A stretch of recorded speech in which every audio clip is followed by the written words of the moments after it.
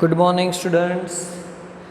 So last lecture के अंदर हमने chapter number 1 basic concept of chemistry complete किया। आज हम लोग एक नया चैप्टर स्टार्ट करने वाले हैं। चैप्टर का नाम है structure of atom. Okay, chapter का नाम है स्ट्रक्चर ऑफ एटम।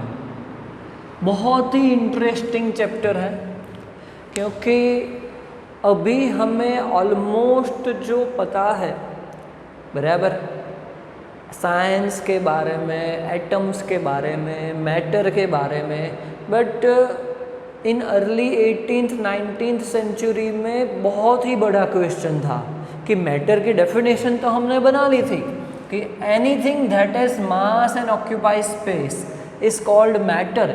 ये तो हमने बना लिया था बराबर। बट मैटर किसका बना हुआ है कि matter consist of which type of particle बराबर। ये एक बहुत बड़ा क्वेश्चन था इन 19th एंड 20th सेंचुरी में कि मैटर किसका बना हुआ है बराबर। बहुत सारे साइंटिस्ट ने इसके पीछे अपना रिसर्च किया, अपना थियरी दिया बराबर। वो सारी थियरीज हम लोग देखने वाले हैं क्योंकि हिस्ट्री आपको पता होनी चाहिए। एटम्स हमें पता है अभी कि प्रोटॉन, न्यूट्रॉन, इलेक्ट्रॉन का बना हुआ है बराबर। और अभी तो प्रोटॉन, इलेक्ट्रॉन, न्यूट्रॉन को भी तोड़ के हमने एक नया पार्टिकल की वो भी किसका बना हुआ है वो भी हमने जान लिया है। बट शुरुआत कैसे हुई थी वो हम लोग देखते हैं। तो सबसे पहले देखते हैं कि अर्ली इंडियंस, मतलब हमने भी इसके अंदर बहुत कुछ दिया है, एंड ग्रीक फिलोसोफर्स। ओके, इन्होंने क्या कहा कि constituent particle of matter is atom, कि उसका बेसिक पार्टिकल कि मैटर किसका बना हुआ है तो एटम का बना हुआ है। ये हमने डाल्टन्स एटॉमिक थियरी में भी देख लिया था। उसके बारे में भी हम लोग डिस्कशन करने वाले हैं। बट सबसे पहले ओरिजिन ऑफ एटम वो कहाँ से आया वो देखते हैं कि it is derived from Greek word एटोमियो, एंड उसका मीनिंग होता है non divisible. That means according to Greek philosophers and Indians, it is believed that atom is non-divisible particle.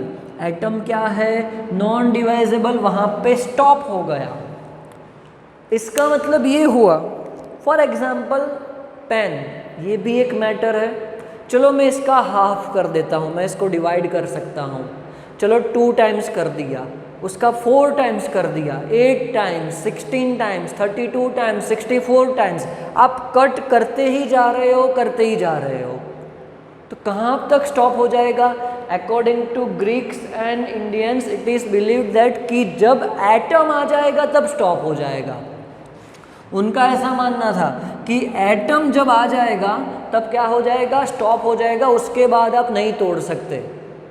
पर वो तो गलत ही, आप जानते ही हो। आप कोई भी मैटर ले लो, एक्चुअली उसका ज़ीरो पॉसिबल ही नहीं होगा। एक बेसिक मैथ भी आप देख सकते हो। चलो 10 कोई भी है, उसका हाफ करेंगे तो 5 हो जाएगा, अगेन हाफ करेंगे तो 2.5 हो जाएगा, अगेन हाफ करेंगे तो 1.25 हो जाएगा।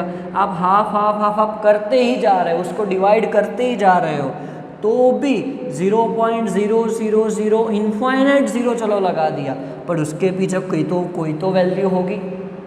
दैट मीन्स 100% ज़ीरो तो पॉसिबल ही नहीं है। इसका मतलब ये लोग गलत ही थे। बट तो भी ऐसा माना जाता था कि एटम कंस्टिट्यूएंट पार्टिकल है और नॉन डिवाइजेबल है।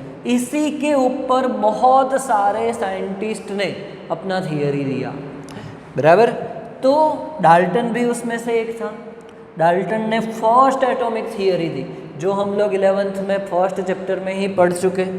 तो जो डाल्टन्स थियरी थी, it was able to explain the law of conservation of mass, then the law of constant composition and the law of multiple proportion, ये सारे लॉज भी हम लोग पढ़ चुके हैं। तो ये सारे law Dalton's atomic theory explain कर पा रहा था, बट कुछ ऐसे एक्सपेरिमेंटल रिजल्ट थे जो डाल्टन एक्सप्लेन नहीं कर पा रहा था। It failed to explain some experimental results. वो क्या थे? फॉर एग्जाम्पल उसमें से एक ले रहे हैं, सब्सटेंस कोई ले रहे हैं ग्लास और ebonite, when rubbed with silk और fur gets electrically charged. Okay, ये भी आप लोग जानते होंगे कि कई बार आपको भी ऐसा एक्सपेरिमेंट हुआ होगा खुद से ही कि इन विंटर, ओके, विंटर में ये मैक्सिमम होता है, बराबर। आपने शूज़ पहने हुए हैं, ओके, दैट मीन्स आप आइसोलेट हो गए हो एक्चुअली नीचे की जो सरफेस है वहाँ से, ओके, अर्थ की सरफेस से। तो कभी भी किसी और को या फिर कोई मेटल को छूते हो तो आपको करंट लगता है, ओके, थोड़ा सा इलेक्ट्रिकली चार्ज हो जाता है। तो ये कैसे हुआ, किसकी वजह से हुआ?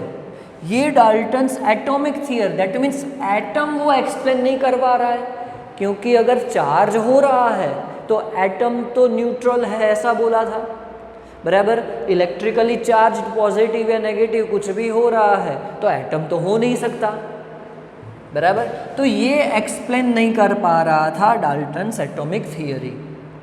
तो अर्ली 20th सेंचुरी में ऐसे ऐसे एक्सपेरिमेंट्स हुए कि जिसकी वजह से ये प्रूव हो गया कि atom is divisible, atom is divisible and it is made of sub atomic particle, it is made of sub atomic particles, ऐसा प्रूव हो गया, बराबर। और सब एटॉमिक पार्टिकल्स कौन कौन से हैं? तो proton, electron and neutron. Actually बहुत सारे पार्टिकल्स मिलते हैं। प्रोटॉन, इलेक्ट्रॉन, न्यूट्रॉन के अलावा भी अगर हम एटम को ब्रेक करते हैं तो न्यूट्रिनो, प्रोजीट्रॉन, इलेक्ट्रॉन का भी एंटी इलेक्ट्रॉन, एंटी प्रोटॉन, ऐसे बहुत सारे पार्टिकल्स होते हैं जिसको यहाँ पे मेंशन नहीं किया है। क्यों नहीं किया है? क्योंकि उनकी अमाउंट बहुत ही कम होती है। मैक्सिमम अमाउंट में हमें प्रोटॉन्स, इलेक्ट्रॉन्स एंड न्यूट्रॉन्स मिलते हैं। तो उसको हमने क्या बना दिया? सब एटॉमिक पार्टिकल बना दिया कि एटम को ब्रेक करेंगे तो प्रोटॉन, इलेक्ट्रॉन, न्यूट्रॉन मिलता है। ओके, इसका मतलब क्या हुआ कि एटम नॉन डिवाइजेबल नहीं है, एटम नॉन डिवाइजेबल नहीं है। एटम को भी हम डिवाइड कर सकते हैं। अभी तो ऐसा हुआ है, पहले एटम का ही क्वेश्चन था कि एटम को डिवाइड कर सकते हैं कि नहीं कर सकते। तो हाँ, yes, atom can be divided, okay. But यहाँ पे तो अब ऐसा हो गया है कि प्रोटॉन, इलेक्ट्रॉन, न्यूट्रॉन को भी डिवाइड कर दिया है हमने। तो अब उसका भी सब का सब एटॉमिक पार्टिकल हमने फाइंड आउट कर लिया है। एटम का सब एटॉमिक पार्टिकल प्रोटॉन है, बट प्रोटॉन का सब एटॉमिक पार्टिकल, इलेक्ट्रॉन का सब एटॉमिक पार्टिकल, न्यूट्रॉन का सब एटॉमिक पार्टिकल, वो भी हमने डिवाइड कर लिया है अब तो, बराबर। तो फिर हम लोग शुरू से शुरू करेंगे कि सबसे पहले एटम्स को ब्रेक करने में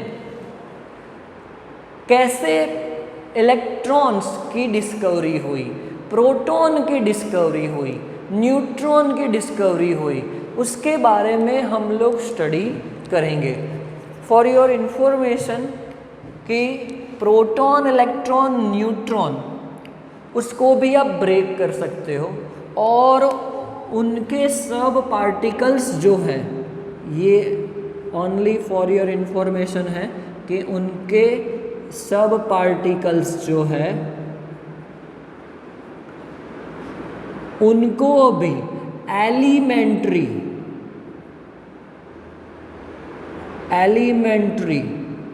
पार्टिकल्स बोला गया है, उनको एलिमेंट्री पार्टिकल्स बोला गया है। प्रोटॉन, इलेक्ट्रॉन, न्यूट्रॉन के भी सब पार्टिकल्स को एलिमेंट्री पार्टिकल्स बोला गया है, जिसके अंदर quarks, anti quarks, lepton and anti lepton, ऐसे पार्टिकल्स अभी फाइंड आउट किए गए हैं। ओके, और अर्ली 2011-12 में गॉड पार्टिकल, ऐसा आपने नाम शायद सुना होगा, वो डिस्कवरी हुई उसकी, जिसको Higgs boson, boson Einstein particle नाम दिया गया, वो भी उसके अंदर, उसको भी एलिमेंट्री पार्टिकल बोला गया है। You can search on Google elementary particles, तो आपको मिलेंगे कि प्रोटॉन, इलेक्ट्रॉन, न्यूट्रॉन को भी डिवाइड कर दिया और हमें उसके भी पार्टिकल्स मिले। आगे ऐसा भी हो सकता है कि एलिमेंट्री पार्टिकल्स का भी डिवीज़न हम लोग कर सकेंगे, बराबर। तो एक्चुअली साइंटिस्ट जब भी कुछ भी डिस्कवरी करता है, ओके, तो दूसरे साइंटिस्ट उसकी लिमिटेशंस फाइंड आउट करने में या तो फिर उसको रॉन्ग डिक्लेयर करने के अंदर जुट जाते हैं और फाइनली कोई नई डिस्कवरी हो जाती है उसके अंदर ही, बराबर। तो ऐसे ही बहुत सारी डिस्कवरीज़ के बारे में कि इलेक्ट्रॉन कैसे हुआ, प्रोटॉन, न्यूट्रॉन कैसे बना, बहुत सारी थियरीज हम लोग इस चैप्टर में सीखने वाले हैं। ये चैप्टर है वो एटम और बेसिकली मैटर का, ऐसा बोल सकते हैं कि बेसिक चैप्टर है कि कैसे कैसे डिस्कवरीज हुई, क्या क्या बनाया गया, वो हम लोग इस चैप्टर के अंदर सीखेंगे। तो नेक्स्ट क्वेश्चन हम लोग कल सीखने वाले हैं वो है डिस्कवरी ऑफ इलेक्ट्रॉन, बराबर। डिस्कवरी ऑफ इलेक्ट्रॉन हम लोग नेक्स्ट लेक्चर में देखेंगे।